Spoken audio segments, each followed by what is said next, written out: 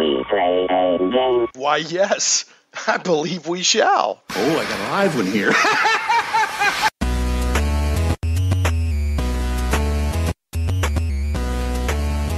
Getting geeky in Little Rock, it's Shane Plays Geek Talk, a journey into the things we love. I'm your host, Shane Stacks. Thanks so much for joining. Today's show, as always, is going to be fun and interesting, dare I say. However, it's going to be a little bit different from the normal Shane Plays show in that longtime listeners know I'm friends with Russ Morrissey from Ian World, or also known as Morrus's Unofficial Tabletop News website. You know, it's basically one of the largest, if not the largest, online resources for RPG, tabletop RPG news and other things. And Ian Publishing also does a lot of role-playing games, including Wine in the Worlds of 2000 AD. And right now they're working on this cool thing called Level Up Advanced 5th Edition. But anyway, on his podcast, Morrus's Unofficial Tabletop RPG News podcast, or I think it's RPG Talk, every week they do a sketch, which some people might think of as a skit.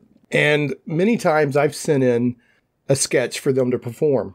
I think in the 2 years of their podcast, I think I've sent in about 12 sketches, and I always get a kick out of how they do it. So I thought it'd be fun in this podcast to play some of the sketches that they've done that I've written. And it's not just Russ Morrissey, it's Morrus, and then it's his co-host Peter Coffey from his podcast, and then also their editor, Darryl Mott, edits all this stuff together and sometimes performs on the sketches as well if an extra person is needed. But I think you'll really enjoy these. I really do. So with no further ado, and I want to tell you that if you go to the show notes at shaneplays.com, every sketch that's going to be played on this episode will be listed, as well as a link to the Morrus's Unofficial Tabletop RPG Talk podcast episode that the sketch was featured in. And just to make sure that I'm getting this right and showing respect to Morrus and his crew, the website for Morrus is Morrus's Unofficial Tabletop RPG News. And that's at ianworld, ENWORLD.org, ianworld.org. And the podcast is Morrus's Unofficial Tabletop RPG Talk. And while I'm at it, I'd like to take this opportunity to thank Russ. He was totally cool with me using content from his show for this podcast. So there we go. With no further ado, I already said that, but seriously, with no further ado, we're going to get into our first sketch, which is from Morrus's Unofficial Tabletop RPG Talk number 35, and it's called Now That's What I Call a Sanity Check. Okay, Rookie, let me see what you have on your character sheet so far. Oh, for the love of... You've got everything in strength and dex. Classic mistake, youngster. One easily avoided, however. Not the end of the world. Just keep in mind, Worlds of Lovecraft is more of an investigative game with lots of atmosphere than your garden variety hack and slash dungeon crawler. That'll keep you sane in character creation. Yeah, just look at this sheet. Listen. You're not going to be hacking and slashing through unended shoggoths with a big manly two-handed sword at this table. The occasional insane cultist gathering a gibbering, whispering horror from beyond mortal ken, maybe, but they're not really the main threat. Have a revolver, or better yet, a Tommy gun handy for those insane cultists. Revolver if you need to reuse the ropes for a bit of sneaking. Right, I do love a bit of sneaking into the main sacrificial ritual right before the climax. Don't look at me like that, Rookie. This isn't that game of Dragonhawk Chronicles you've been playing with your schoolmates. You knew that, right? No epic war of good versus evil, and fancy schmancy tormented emo mages and their iron-thewed brothers here. I may just look how low this power attribute score is. Shameful. By dirt of Zinc Pot, what do you mean? Why is the power attribute important if it's not hack and slash? The Rookie's just confused, that's all. Look, in Worlds of Lovecraft, see, power isn't like brute strength or fuel for magical missiles. It's your inner resolve and charisma and whatnot. Your mental resilience and spirit. That's why it's important, though. Here's why it's really important. The higher your power, the more sanity points, Rookie. What do you mean, what are sanity points? Look, Pete, just sit back and breathe for a moment. You know how you get. Not his fault. We were all young once. In this game, the point isn't to win, you see. but to survive for as long as possible against the inevitable doom of unspeakable elder horrors and unseeable colours from space that everyone can actually see. Usually look like purple, actually. And tentacled, slimy fish people that will suck out your soul, if you're lucky. You'll either die a gruesome, mind-numbingly horrible death just about the time you're really getting a handle on your character, or, more likely, go absolute bat-scat whack-job stark as nuts from all those dread sights and horror that are infinitely beyond a sane mind. Just a matter of when the big straitjacket from underneath reality comes for you, really. What's that? Is great immersive storytelling the point, then? Solving the unfolding terrible mystery in time to prevent the final horror? No! Look! It's to go out as spectacularly as possible, rookie. Oh, by Howard Phillips, the man is right. Having your hair turned instantly white by the susurrations of an elder, sentient white dwarf star breathing directly into your mind would be the bottom of the scale, mate. That's kid stuff. Why, I remember one time I lost all my sanity and drove that stolen lorry full of clanking bottles of degrading nitroglycerin down a busy high street, cackling like a loon and aiming for kittens. I don't know why there's so many kittens. Maybe there's something else. Never did find out. The crater, you know. It's a nice crater, as craters go, but pshaw! You call that failing your sanity check?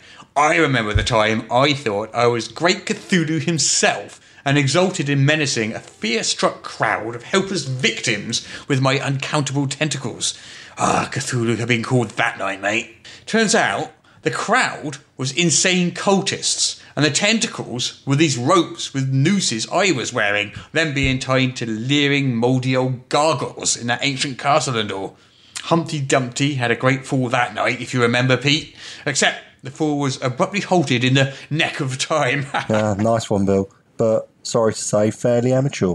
You remember that time I became one with all of space and time and gained ultimate unutterable knowledge, but was in fact going completely indescribably cosmically starkers whilst in the loo reading the Necronomicon? Amateur indeed. That certainly qualifies, and barely at that. Why, do you remember the time we were on top of a skyscraper in 30s New York City when Spooky Simon wanted to run us through some more Yank stuff, like he calls it? I took one look at Azathoth rampaging through Times Square, simultaneously pulled the pin on my grenade and popped it in my mouth like a tasty metal pineapple before executing a perfect swan dive off the roof with a big stupid grin on my face, exploding spectacularly in a blossoming flower of fire and gore exactly halfway to the busy street below. Great times. But those pedestrians wishing they had their umbrellas that night. You see, rookie. Wait, where's he going? He took his bag and everything, and he had the snacks. Who knows? Kids these days. Listen, do you remember that time at the Mountains of Madness when? All right, I hope you enjoyed that. A couple of quick notes. One, that dice rolling sound is courtesy Darryl Mott, who is the audio engineer and does the editing and puts out the podcast for Morrus's Unofficial Tabletop RPG Talk. Also, the bit about losing the sanity check, swallowing a grenade, and jumping off a skyscraper was actually related to me back in the early 90s when I think the first time I played Call of Cthulhu, and it's always stuck with me. So evidently that really happened in a game sometime, but who knows? All right, so moving right along, this next sketch is about not having a cow. Well, actually, it's kind of about having a cow when you go into a dungeon, and it's called Barricade Bessie. Enjoy. All right, lad. You said you needed some help. Yes, sir. Yes, sir. Thank you, sir. It means ever so much. All right. What kind of help do you need? Local troll? Kobolds? I bet it's you and your friends getting nervous with all those tieflings showing up. Nothing to worry about, lad. Just the newest edition adding player options. What? Never you mind. You'll learn if you stick around long enough. Well, that's not quite it, sir. You can quit with the sir thing, my lad. I bet it's that blood-sucking fiend of a vampire lord in that old castle in the next shire over. He's not a bad sort, as blood-sucking fiends of the vampire lords go, to be honest. Well, that's not actually... Listen. My advice there is to leave that one alone. He mostly keeps to himself, except on his high own holy days, and even then he keeps to his own shire mostly. You dispatch with him, and you have no idea what sort of blood-sucking fiend of a vampire lord will move in next. Trust me. But that's not... There. All sorted? All right, I'm off to the tavern for a pint. It comes in pints? But wait, no, I still need to... What? There's more than just that blood-sucking fiend of a vampire lord. Your party needs to slow down, lad. Well, you see, sir, I actually wanted your help with our party's list before we go on our first adventure in the chaotic caverns of chaotic chaos. Oh, really? That were my first dungeon as well, lad. Brings back memories, that does. Well, even though it's been a few editions since, I would say you need at least a fighter, cleric, a thief, rogue, and a wizard. That'll cover your dungeon crawling basics. Well, we have all that. I mean, not those exact... What I actually wanted your help with is reviewing our equipment list to make sure we haven't forgotten anything important. What? Oh, why not? Equipment's half the battle in a dungeon. Here, hand it over. Yeah, let's see. Rations, rope, odie water, torches, caltrops, spikes, hammer. Why, you've even got your standard 10-foot pole. Haven't seen one of those in years. I think you're fine, lad. Oh, thank you, sir. I'll grab my party and be on my way. Thank you so much again. Oh, wait, lad. You forgot your... Yes? You forgot your Barricade Bessie. Barricade what? Barricade Bessie. Your bovine dungeon support. Your pack animal. Your milk and meat source if needed. As much as we loved our besties, there's always that aspect. A cow, to put it plainly, lad. Are you meaning to tell me you actually used to take cows into dungeons with you? You meaning to tell me you youngsters don't? Oh, you hipsters, with your beards and your player options and feats, you're losing the art and science of it all. I think you're having me on, sir. Not at all, lad. Why, a good Barricade Bessie is practically your 5th core adventuring class. Carry your gear, built-in provisions, why, they're also nice and soft and toasty to sleep against in them colder dungeons. You're serious? Absolutely. A Barricade Bessie saved me rear more than once in a dicey dungeon delve. But why do you call them Barricade Bessies? Well, you see, it's a bit unfortunate, but sometimes it's what it comes to.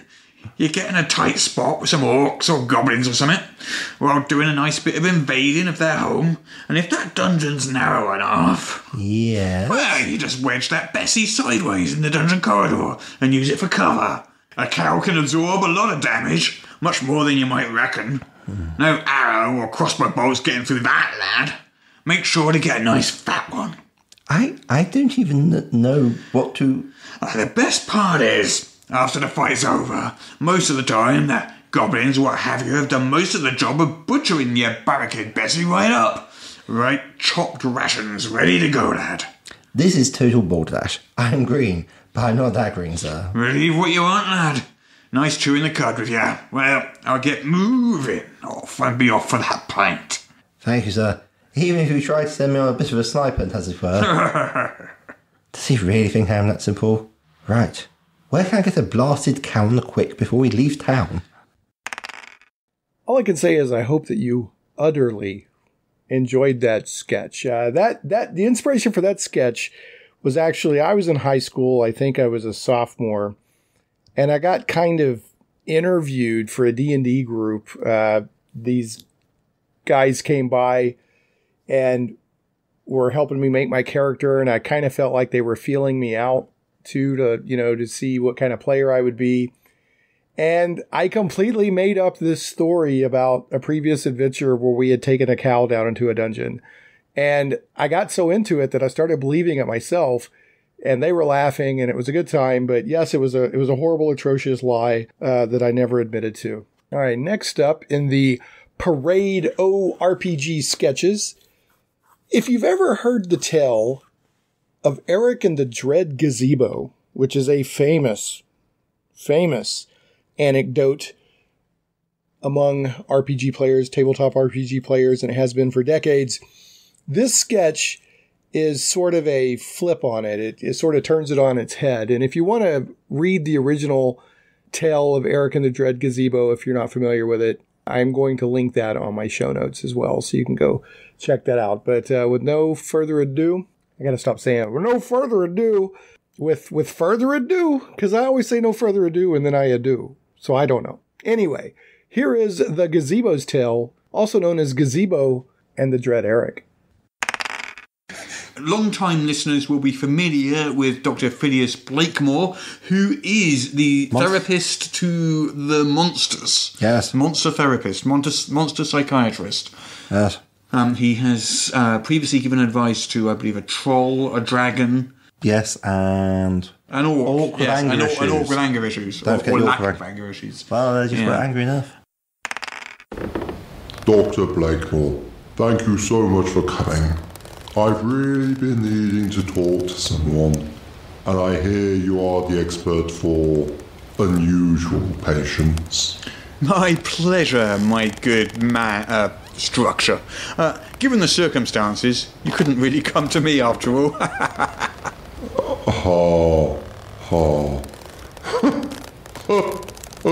Intriguing. I didn't expect this much emotion, given your rather, With nature, it's okay. You can say it. I know who I am. Everyone knows. It's part of the problem. Yes, I see. I think it might be best if we started at the beginning. Should I sit inside there, or...? Yes, please feel free. It's part of why I exist after all. I hear my benches are rather comfy. Right. Yes, rather nice. And you didn't even make an honest pavilion out of me first. Shocking, Doctor. What? No, it's quite all right. Just having a spot of fun. See, you rather got me, I suppose. Gazebo humour, you know. As long as we're so intimate now, you may as well call me Gaz. As you wish, Gaz. So, tell me your problem from the beginning. Right, let's see. These are my lord's lands. He had me built as a nice spot for his subjects to rest and enjoy the view on a lovely jaunt about. It is a rather nice garden and view. Oh, thank you. My family is very proud. Or rather, were proud. I take it something unfortunate happened. Yes, something or rather, someone. I see. Adventurers, Doctor. Oh dear. Adventurers crossed my lord's lands and spied me while doing so. So they, took a rest? They might have, Doctor, if not for that so-called paladin, somehow mistaking me for a big-eyed monster from some random encounter table. Oh, I'm sure the adventuring party itself was fine. No worries there. Even the worst murder hobos don't stack everything. Hey, it's a gazebo. Yep, nice gazebos go. Should we stop for a spot of tea? Don't mind if we do. This is what one would expect, but he was among them. Eric. I see. Eric. The dread Eric. You see, that is as he's known to us pavilion folk now. Mangy, rusty armour, clanking, human and his bow and arrows. Do you see that? That arrow, right there, sticking out of me. This was years ago, when that lunkhead of a dunce paladin shot me with it. And no one has ever bothered to remove it. Oh, a gazebo's just a, gazebo. He's got no feelings. Well, to be fair, you have to admit, you are, after all, I mean... I don't suppose you would mind. You know, the arrow is +3, you know. Probably worth gold piece or two. Oh my word, no. I mean, I'm licensed as a counsellor and can prescribe certain potions, salves and poultices related to brain fevers and certain game conditions. But I'm afraid If anyone discovered I performed even minor surgical services for a client, the review board would have my head. And I'm not speaking figuratively, this being a faux medieval-inspired setting and all. You can't fault a pavilion for trying. You know, this tale sounds familiar. Of course it does. That's the whole point. Do you mean to tell me that you're... Yes, Doctor. Oh, you see now. Everyone tells the story of Eric and the Dread Gazebo. I'm no longer fulfilling my calling as a pavilion of gardenly respite. I'm the laughingstock of the role-playing world. My family barely talks to me anymore. I would hardly say that. In fact, I think Eric's behaviour is the point of the tale. I always found your part rather heroically stoic.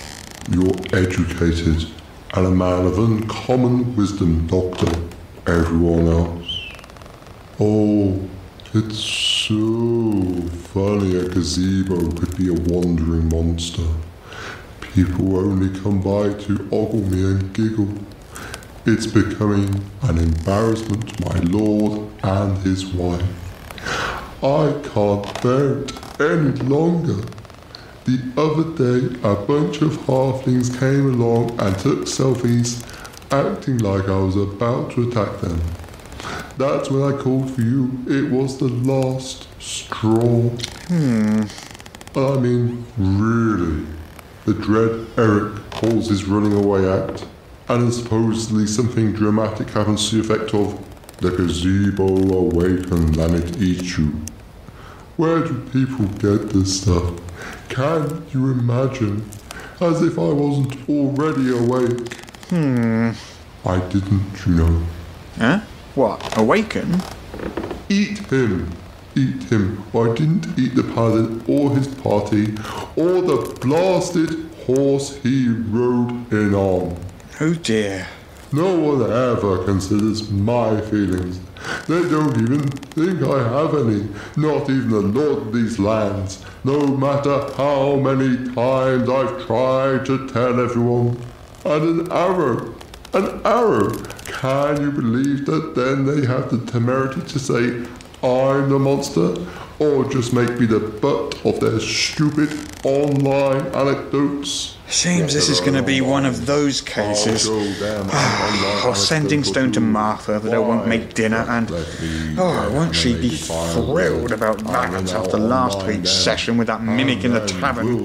Kept me away for 2 evenings. Let's see. Where is my bag of holding?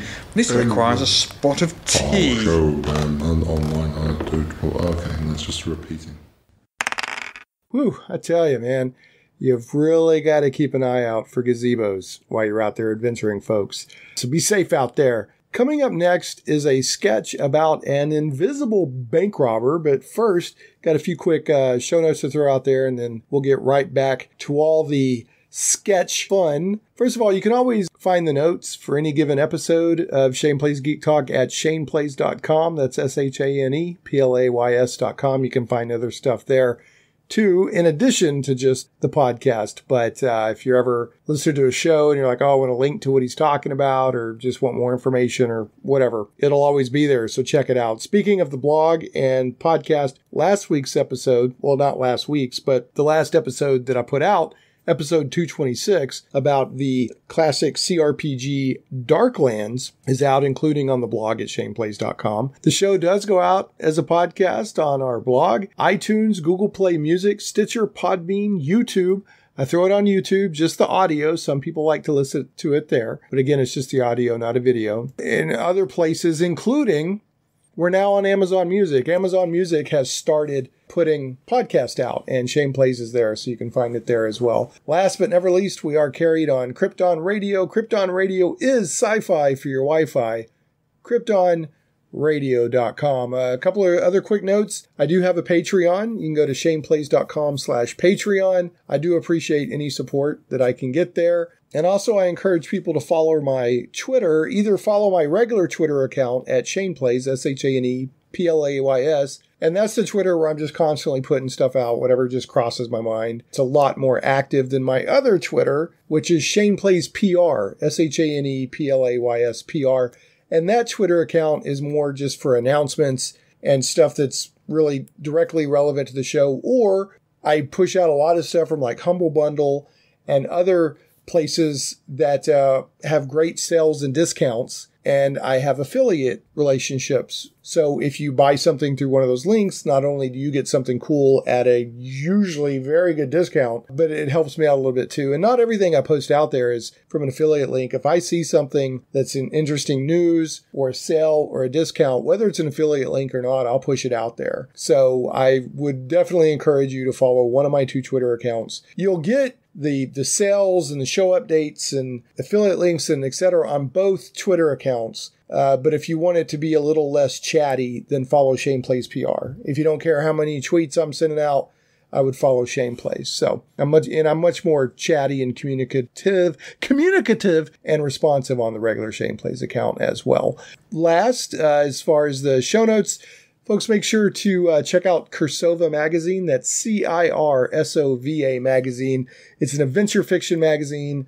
It's sci-fi, it's pulp, it's keeping that sort of pulp adventure fiction alive out there. So if you like Edgar Rice Burroughs or if you like Lovecraft, there's also sometimes they'll have direct D&D content, just whatever, all a great mix of stuff. Check out Cursova magazine, CIRSOVA magazine. All right, so now back to the sketches. This upcoming sketch, or the one that's coming right now, is a heck of a lot of fun. It's about a bank robber, and I don't want to say much more about it. Just enjoy it. But if you want to see what inspired this sketch, there's an image in the show notes and also a link to a news article that is what inspired this sketch. So here we go. Let's see if this bank robber can be as successful as he thinks he's going to be.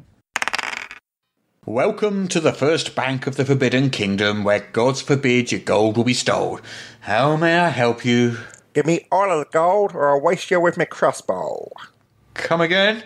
You want to deposit all of your gold and a wasted crossbow? No. Listen, Clark. I want all of the gold, or I'll waste you with me crossbow. What? That crossbow there? Yes, this crossbow. I see. Right. Wait, how can you? How can I what? See the crossbow. I don't follow. You're standing in front of me waving a crossbow around. Looks like the guards are starting to take an interest. Nah, you're lying. Trying to buy time or something. I'm completely invisible, see? Me and my crossbow. Oh, I see you clear as day. Listen, Clark. You're trying me patience. I pay good going for this invisibility potion. You can't see me. Your guards can't see me. I'm like a high-level villain, you can. Now, over the counter with all the gold, or I'll poke you in your eyes when you can't see it coming. Listen, wait, why would you poke me in the eyes when you have a crossbow? For the sheer intoxicating power of it all, I'm telling you. I paid 500 gold to a wizard for this invisibility potion, and I'm sure it's of great quality. Did you actually drink it? For the love of course I drank it. What do you think, I'm stupid? Well, I mean, I can see you. No, you can't. Let's put a pin in that one and come back to it. Can you see yourself? What kind of question is that? Of course I can see myself. Well, you do realise an invisibility spell makes you invisible to yourself, right? Been that way in every edition. Yeah, but see here, this here potion is of the highest quality. That wizard said so himself. I see. Stop saying that! I'm too clever for your Clarky deceptions. Right.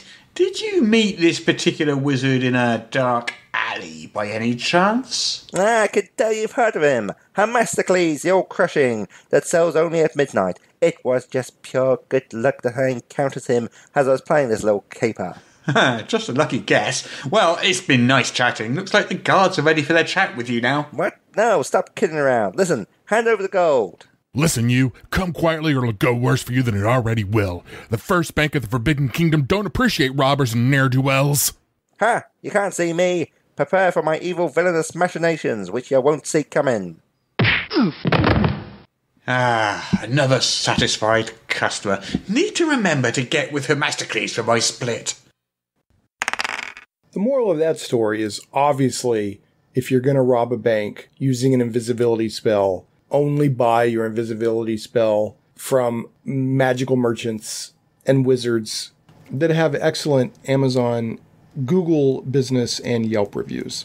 So this next sketch I wrote, Morrus was kind enough to have myself and Matt Barton of Matt Chat, who not only is a friend, but Matt allowed me to be a co-author on the second edition of Dungeons and Desktops, The History of Computer Role-Playing Games. Now, tabletop role-playing games and computer role-playing games have had sort of a friendly relationship, a cousin-type relationship, if you will, for decades.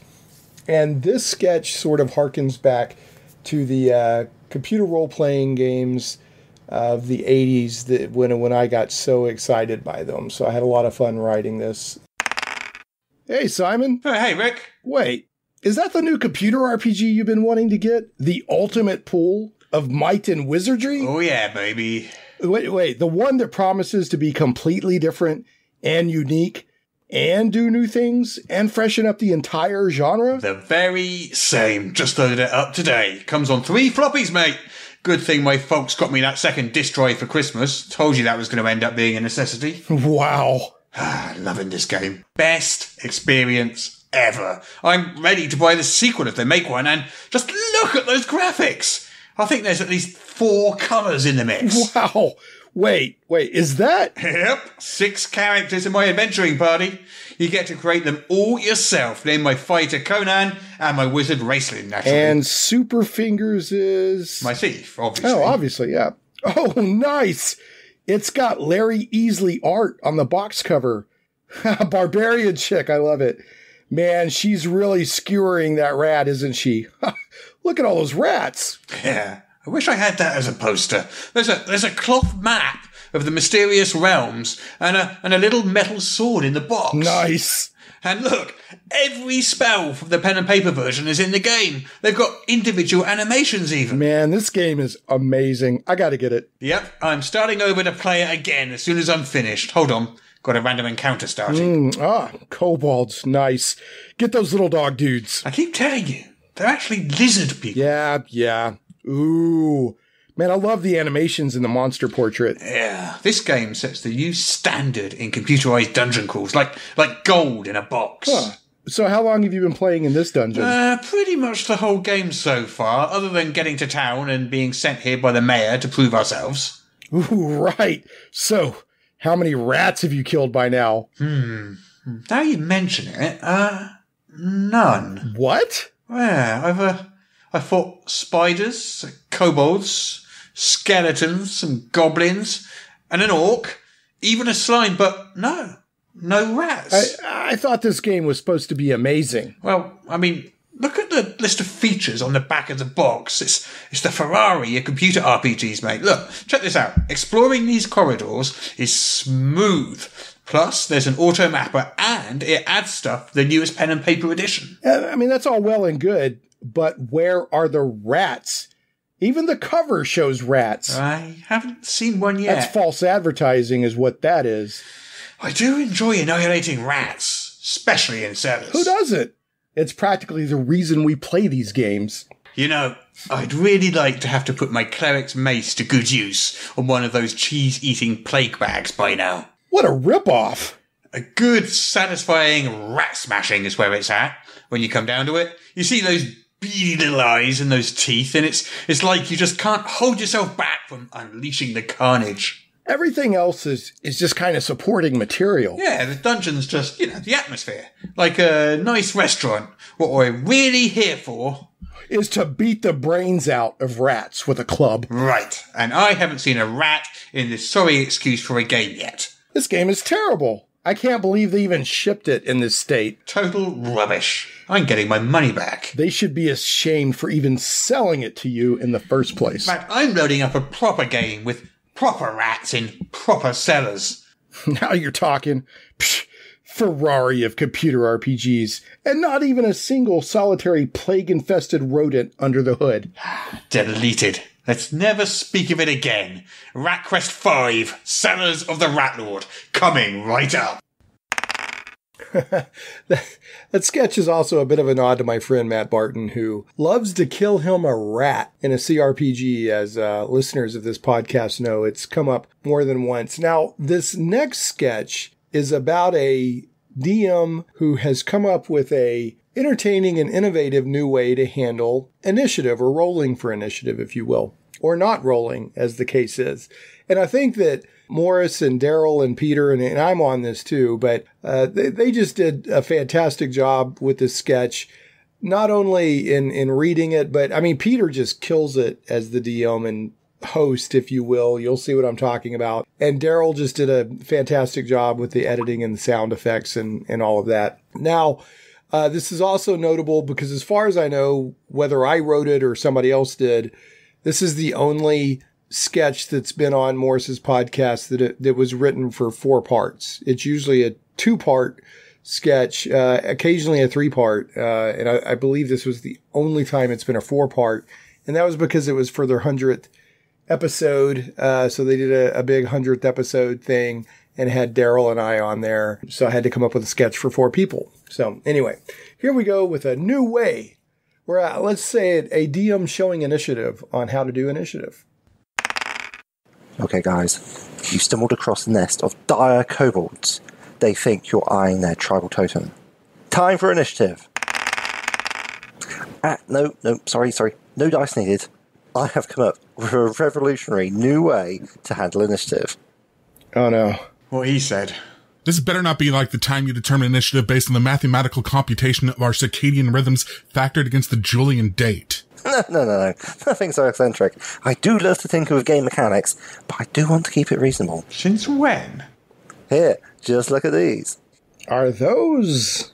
Buzzers! Yes, it's time for Quiz Show Initiative! Here, everyone, take a buzzer. Can't we just do the circadian rhythm thing again? You kidder. Okay, I see everyone has a buzzer. Let's get started. At the end of the game, initiative ranking will be based on your quiz show score. Unbelievable. I know, right? Too much fun. Okay, first question. There's an easy one, contestants. Who co-created Dungeons and Dragons? That was close, but I think contestant number 2 made it by a whisker. Well, contestant number 2? We don't know who's who. Shouldn't we go by our character names? Oh, yeah, good point. Contestant Flabgar. Dave Arneson and Gary Gygax. That's right! First point on the board. Okay, the questions will increase in difficulty as we go on. Next question. What year was D&D first published? Contestant Shadow, the Mysterious Ranger. 1974. You are correct! It seems Flabgar has competition. Next question. What were the classes available in original D&D, now often referred to as OD&D? Contestant Dreadfist. Fighter, magic user, cleric. Oh, I'm sorry, that's incorrect.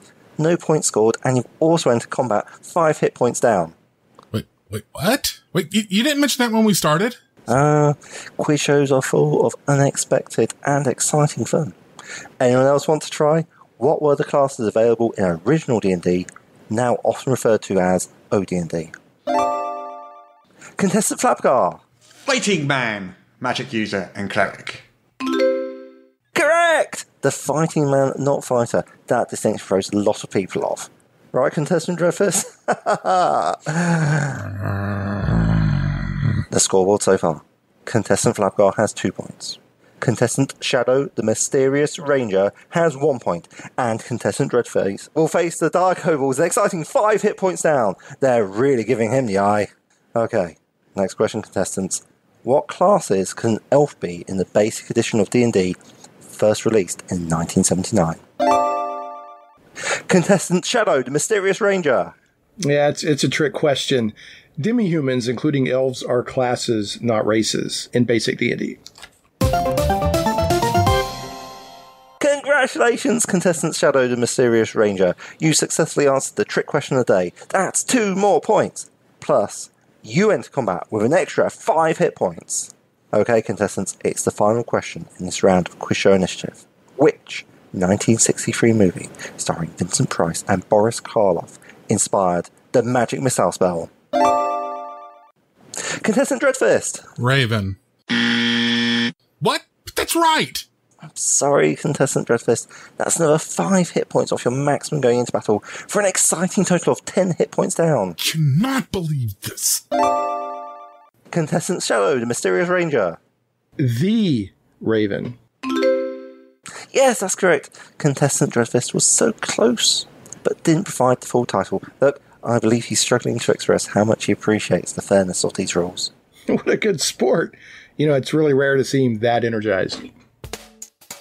Okay, contestants, that's it for this round of Quiz Show Initiative. Our final scores are Contestant Shadow, the Mysterious Ranger, with 4 points, plus an extra 5 hit points. Contestant Flabgar with 2 points, and Contestant Dreadfist with a super exciting, not 1, not 2, but 10 hit points down. Okay, that's also our initiative order. Let's start combat. So how are we going to handle this? A magic 8-ball? No, just dice. What do you think, I'm some kind of weirdo or something? I just really enjoy how that one turned out. I hope you enjoy it as much as I do. So this next sketch deals with that most tragic of circumstances when an adventuring party must deal with the loss of a beloved boon companion. This one I like to call Grabnar's End. Poor Grabnar. You know, I never had a better man at my side on an adventure. Too true. Too true. The best. We must honour his memory in every way. Absolutely agreed. What a stalwart champion and boon companion he was. And here he is, slain at our feet by a cowardly goblin arrow in ambush. Right. It's a travesty of justice. Yeah, I'll just have that ring then. Always wanted his ring. Pretty sure it's magic. I knew I should have called dibs on that. You got a good eye. Remember all those times he risked his life to save ours, eh? Never once think of himself. Scooch over, would you? I want to get a close look at those pauldrons. Don't mind a bit. I wanted to get a closer look at his crossbow anyway. Grabner's last words still sound in my ears. It's been the best knowing you two. Never has a warrior in this realm had better friends. I await you on the other side for more adventures. Brings a tear to my eye, really. Hey, what do you reckon that jewelled scabbard's worth? You know, I actually asked him about that once. He said its sentimental value was priceless for him, but he planned to donate it to the orphanage in our village when he retired. You know, he's done so much for them. Little scamps actually have a bit of fat in their cheeks these days. Yeah, I think I'll just liberate that scabbard for other purposes. Why not? Hey, could you put his winged helmet off and toss it to me? Yeah, sure. Here you go. That is a nice one. Look, it fits great. Why, I'm pretty sure I just got stronger. Shame I missed that fight, mate. I'll just have to make do with these boots of striding. Hey, remember my wedding? Grabnar arranged everything, including the feast. And what a best man he was. Whoa, that heartfelt speech. He brought real love to my heart. I didn't know what friendship was until he joined us. Yeah. Oh, and here's the coin purse. Oh, and such jingling noises. Nice heft. Orphans? Probably. But let's split it 50-50 since we're not certain. Good idea. You know, I literally wouldn't be alive right now if it wasn't for him. Too right.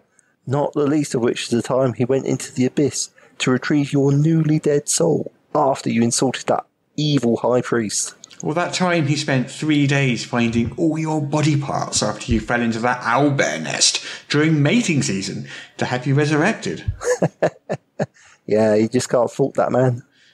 Not a bit. Now, where did he keep his plastic bag of holding? Help me look, would you? Alas, poor Grabnar. We hardly knew you, but it looks like we're going to get to know your loot a lot better. And speaking of close buddies, this next sketch is about a couple of pals in the apocalypse, or post-apocalypse maybe, that are a little bit disappointed with the variety in their life. Call this one, Would a Giant Cockroach Hurt Once in a While?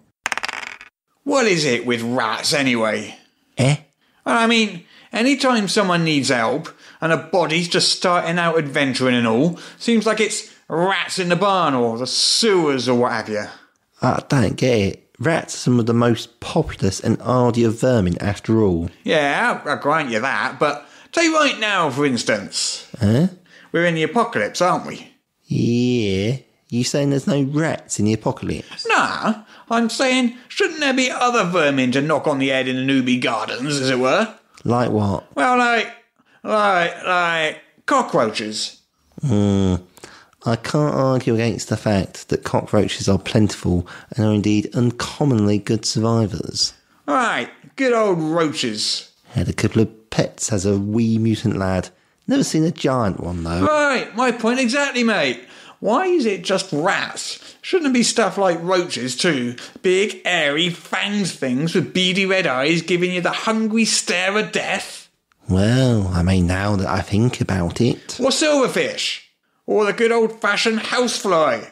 That's some apocalyptic stuff right there, my friend. Yeah, or woodlice. Think of what them giant bugs could do.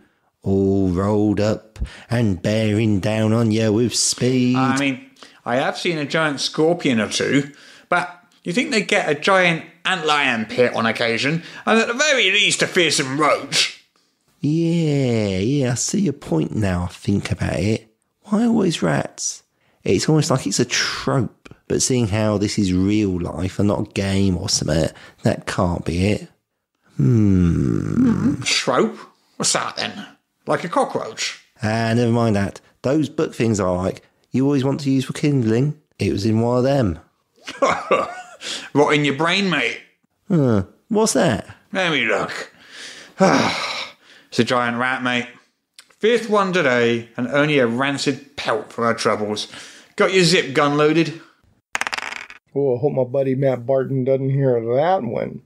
All right, we all know those players who take one spell or one aspect of the rules and just spam it and run it into the ground. And this next sketch deals with just that with an equine-focused wizard. And this one's called Horsing Around. Glad you could make it for tonight's game. Glad to be here for a good session of Horsing Around. I've never heard of tabletop role-playing referred to that way. Really? To each their own, I suppose. Oh, yeah, to each their own. Right, let's get going, shall we? Of course. Let's mount up, as it were. Right, your wizard, Equos, finds himself arriving in a small village. How many horses are there? What? How many horses do I see? Oh, 3. Yeah, you see 3 horses. Are they well groomed? Never mind. Small town like this, I don't expect too much. Right. So, well, anyway, you need lodging, but you realise you've lost your coin purse. Probably that unsavoury character you shared a campfire with on the road. Do I see any general goods merchants around? Yeah, sure. Why not? Right. I cast horse. Okay. Been a while since I looked that one up. That's a fantastic spell. My wizard swears by it. Okay, I got it here. It's handy, I'll admit, but how does it help you with your lodging? You've just arrived. Are you wanting to get back on the road? No, not at all. See there in the spell where it says the horse comes with a bit, bridle, and saddle? Yes. Well, I just pop them right off my shiny new horse and go sell them at the general goods shop. Yeah, okay. I don't see why you can't do that. Problem solved. That should be enough for room and board for at least a night in a hamlet such as this. Right, yeah, okay. So, the next thing... I cast horse again. Huh? What? Why? Are you wanting to sell the saddle and stuff from that one, too? Nah, I wouldn't want to be one of those players that abuses a spell. Then why? I just want some company for the first horse. Right. Okay. After watching your 2 conjured horses frolic like the best of friends, what would you like to do? Well, I'll tell you, I want to trot right on over to the tavern to find adventure. Or, perhaps I'll canter. You noticed some of the townsfolk, they're taking an interest in you. Nothing sinister, mind you, just a new face at a small village. In that case, I'll prance on my way to the tavern on the off chance any fillies are watching. All right, I have to ask. Are you having me on? No, of course not. A stallion like myself has to look good for the ladies. One's gait is important. Okay, so you head towards the tavern and... Look, I don't want to be a nag, but are there any fillies watching? I can't believe I'm asking this, but do you mean females of the humanoid or the horse persuasion? Both, preferably, but either works. I can't believe this. All right. There are 2 actual fillies plus a half-orc female that's dressed like scullery maid, and all 3 are eyeing you. You know, that half works a dark horse, but you never know till the race is run. Right. So as you prance towards the tavern, you notice another person who's just entered town. It's that same unsavoury character you shared a campfire with on the road. The very same one you suspect of stealing your coin purse. It doesn't look like he's noticed you yet, even with all the prancing. Oh, we're grabbing this session by the mane now, aren't we? I have both of my conjured horses come get in front of me as protection. Can you do that? Yeah, it says right there in the spell, the steed serves you willingly and well. But how do you tell them without the Oh, you know what? Sure. You hear their clip-clopping as they both willingly obey your command. Lovely sound. There they are, right in front of me. One might almost say astride me. One might, if one wanted. Okay, using my mobile, double reinforced horse shield, I want to get within about 40 feet of him. He sees the 2 horses coming towards him, but he doesn't seem overly alarmed. He's eyeing that same tavern you were, so you get within 40 feet. Are you wanting to cast an offensive spell? Yeah, absolutely. I'm close enough now that I want to cast... Yep. Horse. Huh? What? You've never heard of the pony pummel? See, the way it works is I can summon the horse anywhere within range. I want to cast horse about 10 feet right above him. I'll wager a sudden smack of thoroughbred bludgeoning damage will sort him out. You must be joking. Honestly, admit it. Nay. Let me see your character sheet, will you? Yeah, sure, here.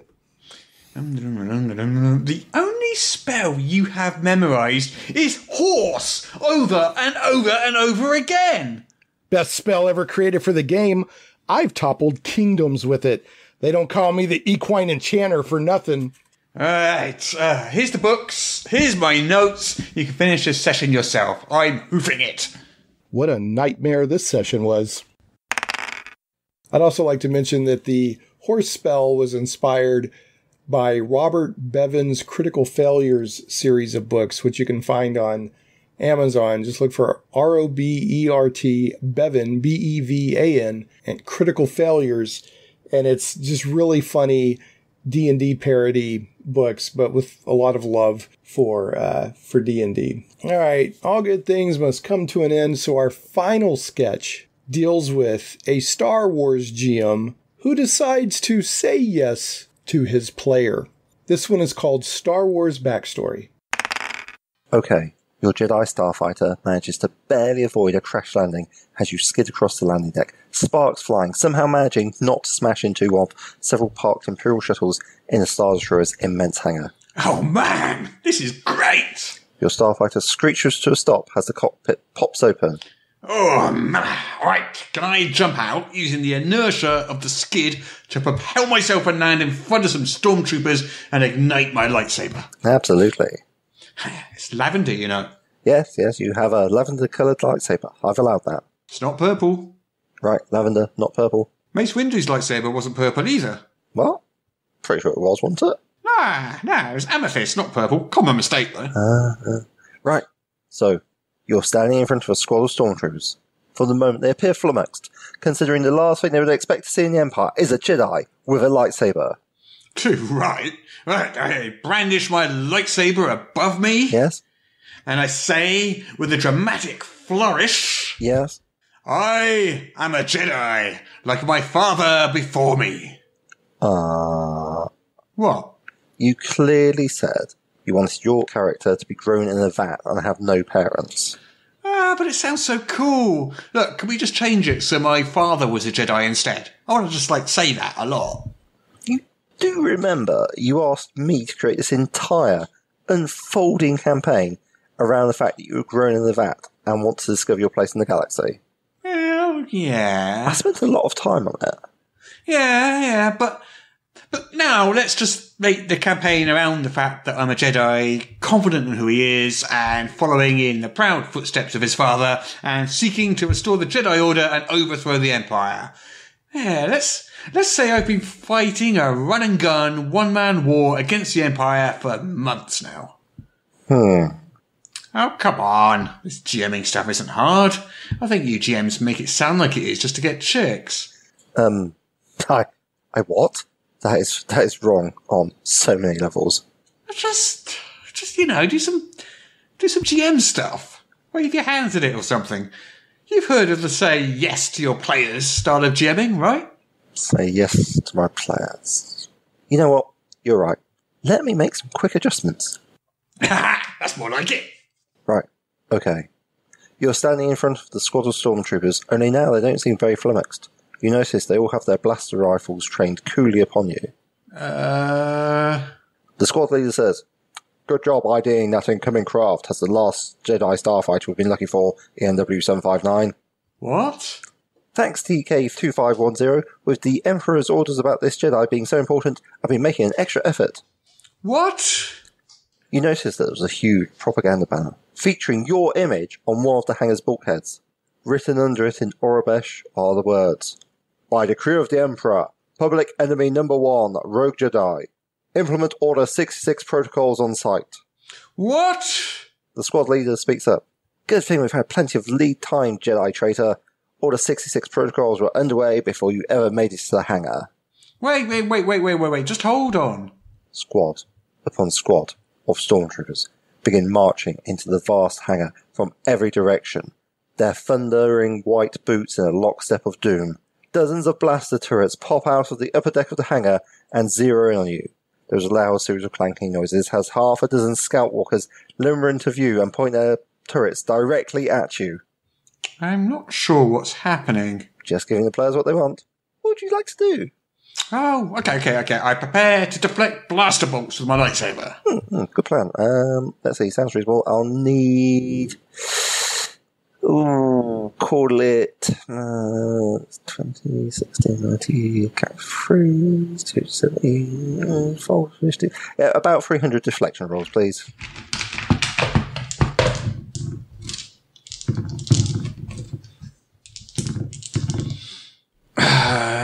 Right, yeah, I make 197 of them. Oh, that's really good. Well done. So, 103 blast bolts slam into you for a total of 568 damage. Right, now for the Scout Walkers. I don't think I like this campaign. Be careful what you ask for, and always make sure to respect your GM's time. All right, folks, that's our show this week. Thanks again to the crew over at Morrus's Unofficial Tabletop RPG Talk podcast, including, of course, Russ Morrissey, Peter Coffey, and your editor, Darryl. Don't forget, each sketch on the show notes has a link to the episode of Morrus's podcast that it was featured in. So make sure to check out the podcast at ianworld.org if you haven't already. So really, I guess that's about it this week, except for the bad joke of the week. So let's do that real quick. As always, I take no responsibility for any mental and or psychic damage that may result. So here we go. How do you protect against the heat of a firebolt spell? Well, you turn up your AC. Ooh, that would hurt even me, and I knew what was coming. All right, folks, thanks so much for tuning in. We will catch you next time on Shane Plays Geek Talk. Shane Plays Radio is blessed to have sponsors, and we appreciate them very much. However, did you know that you can also support the show as an individual for as little as $1 an episode? Simply go to patreon.com/ShanePlays.